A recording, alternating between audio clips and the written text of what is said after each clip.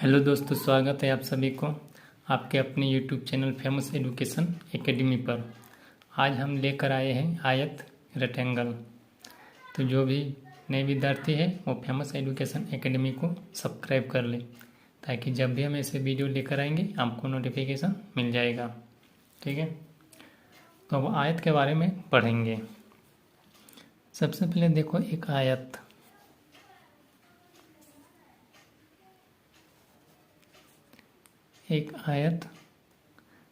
इस तरह का होता है। ठीक है, इसे बोलते हैं आयत।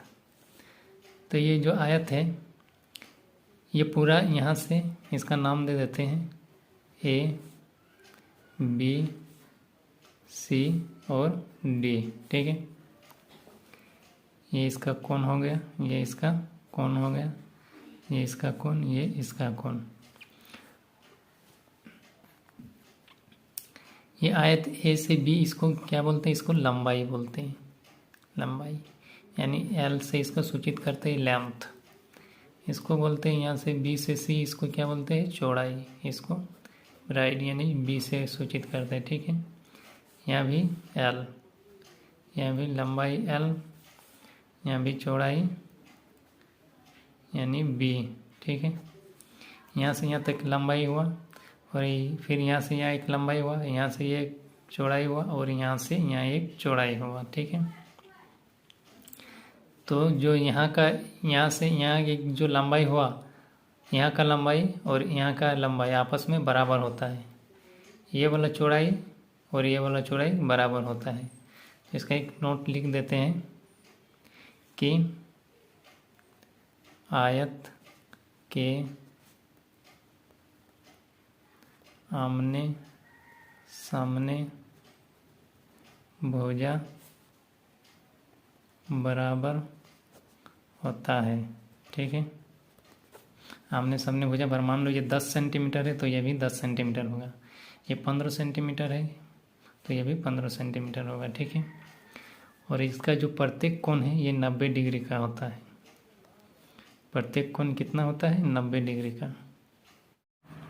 प्रत्येक कोण 90 डिग्री का होता है। ठीक है, और टोटल कोण लिख देते हैं आयत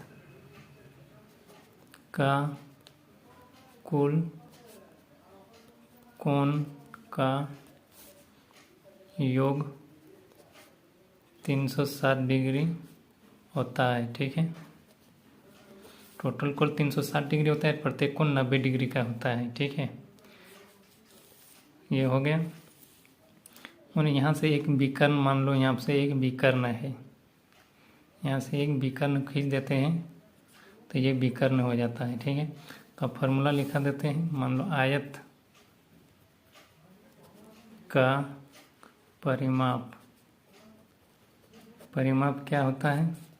परिमाप होता है जो यहाँ ए से बिंदु से यहाँ स्टार्ट किए चलना, बी तक पहुँचे, फिर सी तक पहुँचे, फिर डी तक, फिर अंतिम में ए तक आ गए। यहाँ से जो दूरी तय किया टोटल हो जाने में, डी से फिर ए तक आने में, वही दूरी होता है परिमाप। ठीक है, तो यहाँ एल गया, फिर एल है, फिर बी है, फिर यहाँ पर बी है। तो देखो 2 गो एल है और 2 गो बी है, मतलब 2 गो लंबाई पार किया और 2 गो चौड़ाई पार किया। तो इसको एल प्लस बी लिख सकते हैं, ये परिमाप होता है। तो 2L होगा, 2L प्लस 2B, तो इसको कॉमन ले लेते हैं 2 को, L प्लस B, ये होगा परिमाप। ठीक है, अंतिम में 2L प्लस B। और आयत का क्षेत्रफल होता है, क्षेत्रफल क्या होता है? देखो एक जब ये त्रिभुज दे, एक विकर्ण दे दिए तो एक त्रिभुज बन गया, तो त्रिभुज का क्षेत्रफल क्या होता है? 1/2 आधार गुना ऊंचाई। आधार क्या है? L, और ऊंचाई क्या है? B। ठीक है, तो ये त्रिभुज का एक क्षेत्रफल हुआ, तो और एगो तो त्रिभुज है तो इसको डबल कर देते हैं, यानी 2 से गुना कर देते हैं, तो ये 2 कट गया। तो जो क्षेत्रफल निकल के आएगा L इंटू बी, आयत का क्षेत्रफल ये हो जाएगा। ठीक है, और विकर्ण बराबर होता है आयत का विकर्ण बराबर होगा, देखो विकर्ण ये वाला लंबाई क्या होगा, एक त्रिभुज की तरह बन गई, तो ये पाइथागोरस परिमेय इसको सॉल्व करते हैं। जैसे ए सी का स्क्वायर बराबर क्या होगा, ए बी का स्क्वायर प्लस बी सी का स्क्वायर। तो ए बी क्या है, लंबाई, और बी सी क्या है, चौड़ाई। तो यानी लंबाई का स्क्वायर प्लस चौड़ाई का स्क्वायर, ठीक है, ये होता है। तो अब प्रश्न पर आते हैं। देखो प्रश्न में कहा गया है कि एक आयत की लंबाई 10 सेंटीमीटर और चौड़ाई 8 सेंटीमीटर है, तो आयत का क्षेत्रफल कितना होगा।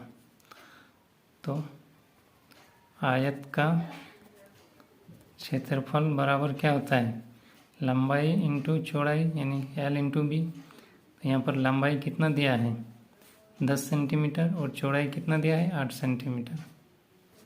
तो इसको आपस में गुना करेंगे तो क्या होगा, 10 8 80 सेंटीमीटर स्क्वायर। ये मेरा आंसर हुआ। मान लो ये आयत था और यह जो लंबाई दिया था ये 10 सेंटीमीटर था और ये चौड़ाई 8 सेंटीमीटर था, ठीक है। तो फार्मूला पर लगा दिए 80 सेंटीमीटर स्क्वायर, आंसर हो गया, ठीक है। स्क्वायर कर देते हैं, जब भी क्षेत्रफल निकालेंगे तो सेंटीमीटर स्क्वायर आता है। तो अगले प्रश्न की चलते हैं। अगला प्रश्न में कहा गया कि एक आयत की लंबाई 15 सेंटीमीटर और चौड़ाई 20 सेंटीमीटर है, तो आयत का परिमाप क्या होगा। तो आयत का परिमाप बराबर होता है 2L प्लस बी, यानी 2 लंबाई प्लस चौड़ाई। तो 2 लिख दिए, लंबाई कितना है 15 प्लस चौड़ाई कितना है 20 है। तो इसको जब हम सॉल्व करेंगे तो 2 तो होगा ही, और आपस में इसको जोड़ देते हैं 20 10। तो 2L प्लस बी यानी L का कितना दिया है, लंबाई 15 और चौड़ाई कितना है 20 है। तो 2 इसको जब जोड़ेंगे तो ये 35 आएगा, यानी 2 इंटू 35 बराबर 35 दूनी गुना कर देंगे 70 सेंटीमीटर आएगा ये परिमाप, ठीक है। ये मेरा आंसर हुआ। अगले प्रश्न की ओर चलते हैं। तो अगले प्रश्न में कहा है कि एक आयत की लंबाई 4 सेंटीमीटर है और चौड़ाई 3 सेंटीमीटर है, तो आयत का विकर्ण क्या होगा। मान लो ये एक आयत है, एक आयत ए बी सी और डी, और यहाँ से एक विकर्ण गया है, ठीक है।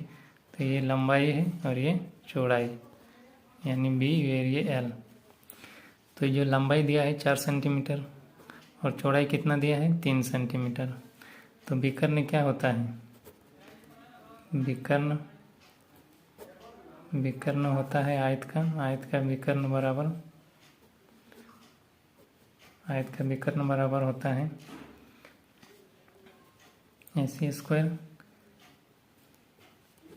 L square plus B square. देखो AC ये वाला निकलना है, तो AC का स्क्वायर बराबर लंबाई का स्क्वायर प्लस चौड़ाई का स्क्वायर।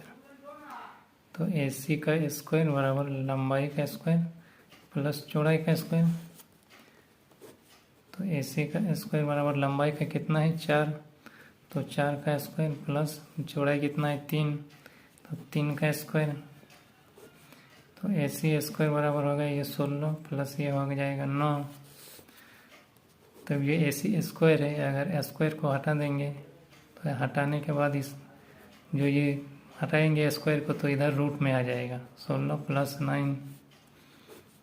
तो AC बराबर ये 16 प्लस 9 कितना होगा 25। तो रूट में आएगा, यानी इसका रूट कितना होगा, यानी 25 का वर्गमूल 5 होगा। तो ये 5 मेरा क्या आया 5 सेंटीमीटर, ये मेरा विकर्ण आया, इसका मान आया 5 सेंटीमीटर, यहाँ से यहाँ तक का मान 5 सेंटीमीटर, ठीक है। तो वीडियो अगर पसंद आए तो लाइक ज़रूर करना और famous education academy YouTube channel को सब्सक्राइब कर ले, ताकि इस तरह वीडियो आपको मिलते रहेंगे। तब तक के लिए धन्यवाद एवं जय हिंद।